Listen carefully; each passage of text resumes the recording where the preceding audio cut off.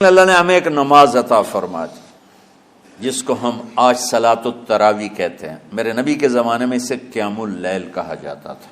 اس لیے حضرت عائشہ رضی اللہ تعالیٰ عنہ کی روایت ہے جس سے 8 رکعت والے حضرات استدلال کرتے ہیں کہ رمضان اور غیر رمضان میں اس کو امام بخاری نے قیام اللیل کا ہی عنوان دیا ہے. آپ نے 11 رکعت سے زیادہ نماز نہیں پڑھی.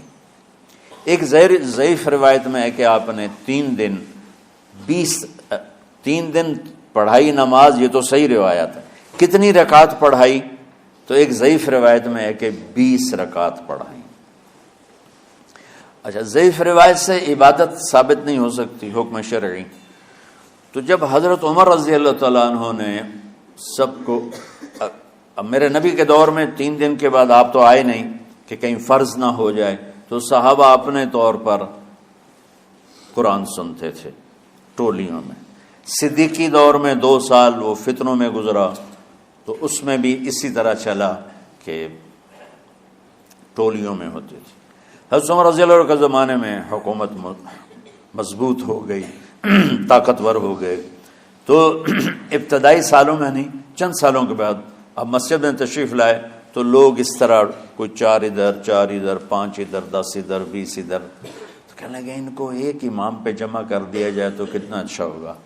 تو آپ نے سب کو اکٹھا کیا اور ابی بن کعب رضی اللہ تعالیٰ عنہ کو امام بنایا اور سب کو ایک نماز پہ جمع کر کے 20 رکعت کا حکم عطا فرمایا.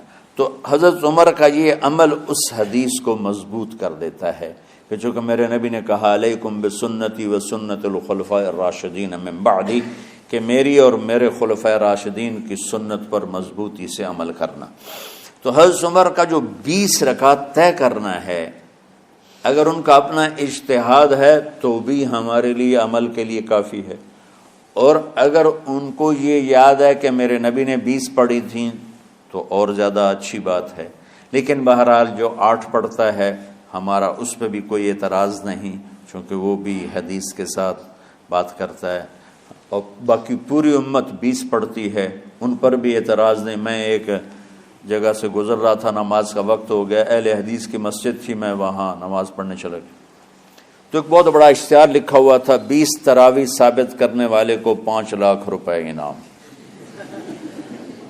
کہ 20 تراویح، سینکڑوں سال سے امت کا عمل 20 تراویح آ رہا ہے.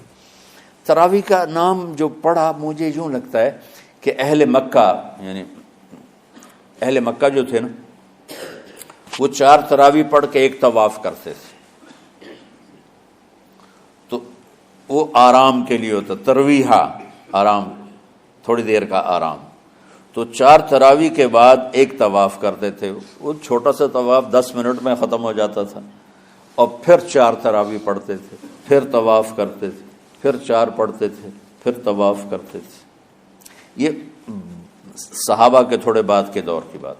تو مدینے والوں کو پتہ چلا کہ مکے والے تو یہ کرتے ہیں. وہ کہنے لگے اساں کی کریے؟ انہوں نے کہا اسی 40 تراویح پڑھیں گے، 40 رکعت. وہ 40 رکعت پڑھتے تھے.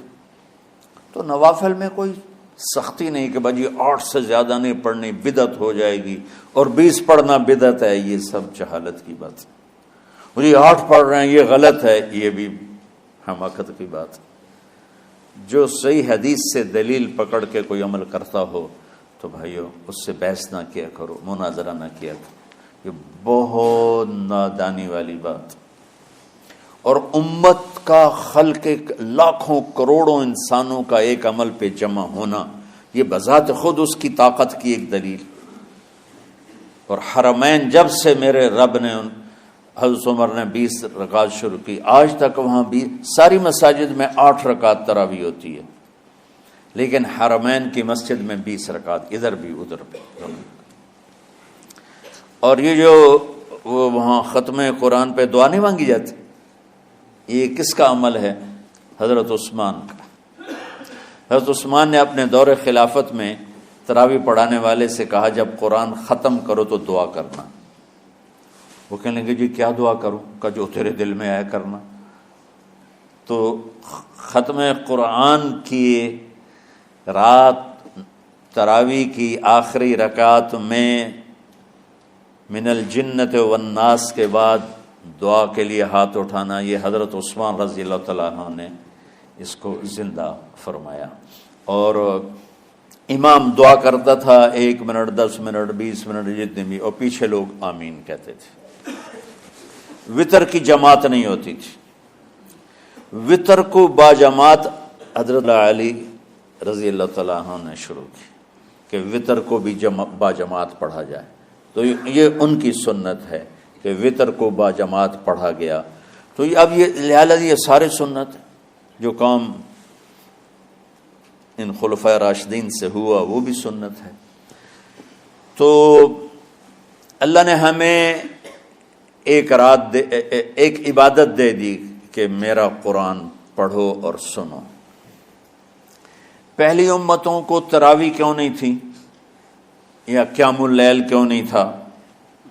کہ ان کو اپنی کتاب یاد ہی نہیں ہوتی تھی، وہ اپنی کتاب کے حافظ نہیں ہوتے تھے، وہ اپنی کتاب یاد ہی نہیں کر سکتے تھے، صرف نبی کو یاد ہوتی تھی۔ اللہ نے ہمارے لیے کتنا آسان کر دیا کہ 7 سال کے یہ چھوٹے چھوٹے بچے قرآن یاد کر رہے ہیں، 70 سال کا بوڑھا قرآن یاد کر رہا ہے۔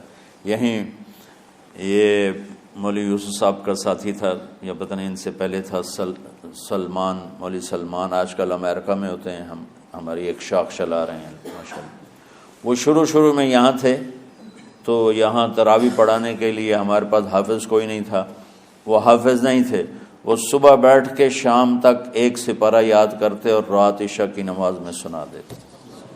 30 دن میں قرآن یاد کر کے سنا دی۔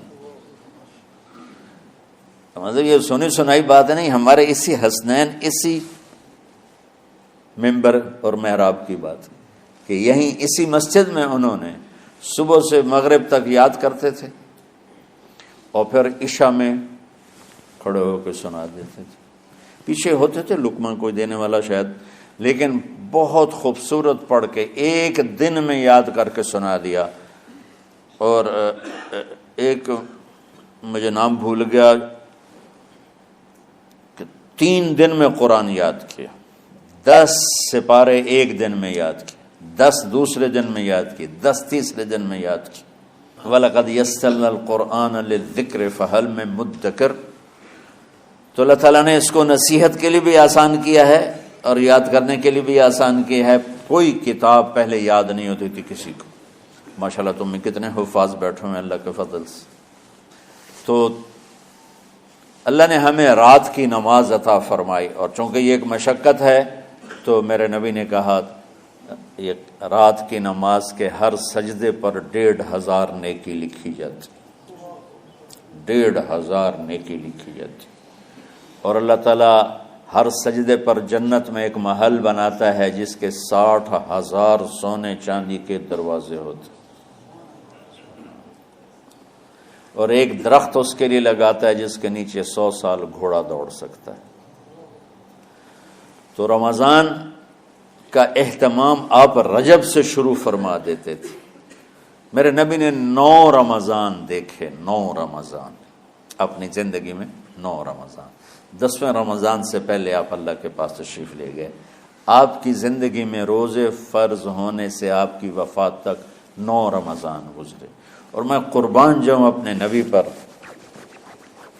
اپنی امت پہ کیسی شفقت تھی۔ آپ سحری کھاتے تھے بالکل آخری وقت، ادھر بلال اذان دے رہا ہے اور ادھر آپ آخری لقمہ کھا رہے ہیں، اور ادھر سورج نیچے ہوا اور آپ کھجور منہ میں۔ ایک آدمی اوپر کھڑا ہوتا تھا مدینے میں تو وہ چھت پہ، گھر کی چھت پہ کھڑا ہوتا تھا، سفر میں ہے تو وہ کسی پہاڑی پہ کھڑا ہوتا تھا۔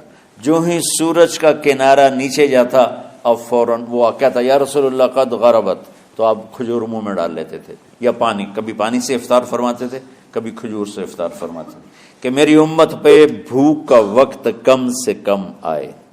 آج کل جو یہ ہمارے افطاری کے اوقات ہیں نا، یہ سورج ڈوبنے کے بھی 2-2.5 منٹ بعد کے ہیں کہ احتیاطاً، ٹھیک ہے چلو احتیاط کر لو کوئی مسئلہ نہیں، لیکن اصل ہے ادھر چونکہ اب سورج ہمیں نظر ہی نہیں آتا ہے، اس طرح ہم گھرے ہوئے ہیں شہروں میں، دیہاتوں میں بھی اب اس طرح کا ماحول ہے کہ وہ نظر نہیں آتا ہے، تو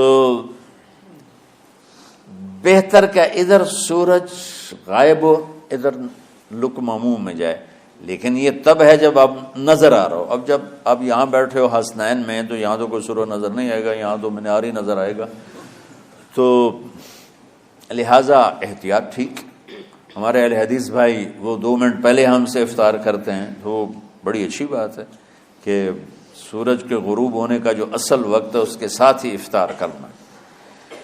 اور سحری میں ایک واقعہ سناتا ہوں، آپ سحری کھا رہے تھے، بکرے کی سری پکی ہوئی تھی، تو مولا علی رضی اللہ تعالیٰ عنہ اور عرباض بن ساریہ رضی اللہ تعالیٰ عنہ آپ کے ساتھ کھانا کھا رہے تھے، تو حضرت بلال ہے، یا رسول اللہ وقت ختم ہو گیا ہے، میں اذان دینے جا رہا ہوں، آپ برائے مہربانی کھانا پینا بند کریں۔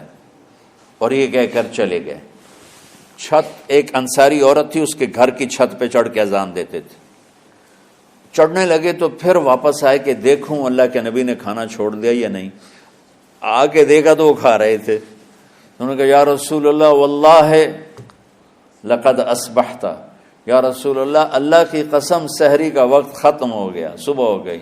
تو آپ نے ہاتھ پیچھے کر لیا، کہہ رہے تیرا بھلا ہو بلال، ابھی وقت باقی تھا، تیرے قسم کھانے پر اللہ نے اس کو پہلے نکال دیا کہ تیری قسم کہیں جھوٹی نہ پڑ جائے۔